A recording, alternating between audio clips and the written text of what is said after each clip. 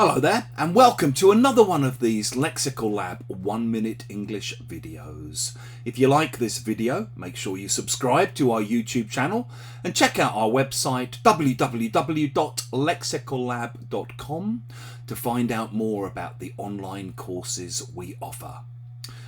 As you may know, I've spent a fair bit of time over the years travelling back and forth to Russia. I first visited in 1999, and since then I've been going backwards and forwards sort of 2 or 3 times a year really. I've travelled the length and breadth of the country, from Kaliningrad right over to Vladivostok, and over the years I've made some very good Russian friends. And obviously I've also acquired quite a few Russian followers on social media. I know that at the moment there are plenty of Russians out there who are shocked, appalled and disgusted by what's happening with the war in Ukraine, and who are resisting in ways both large and small the actions of their government, and who are also trying to help out in whatever way they can. At the same time, rather depressingly, I also encounter people, particularly on social media, who still basically have their heads in the sand, or who have buried their heads in the sand.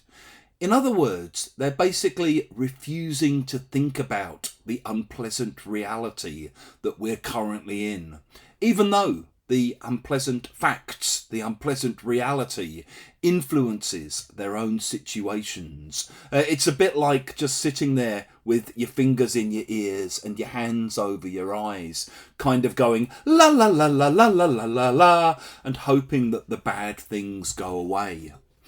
We often use this idea of burying your head in the sand when we're criticising people. So you might say, for example, listen, you've got to face the facts, no matter how horrible they may be. You can't just bury your head in the sand. You can't bury your head in the sand and hope that your problems will disappear. It's not going to happen.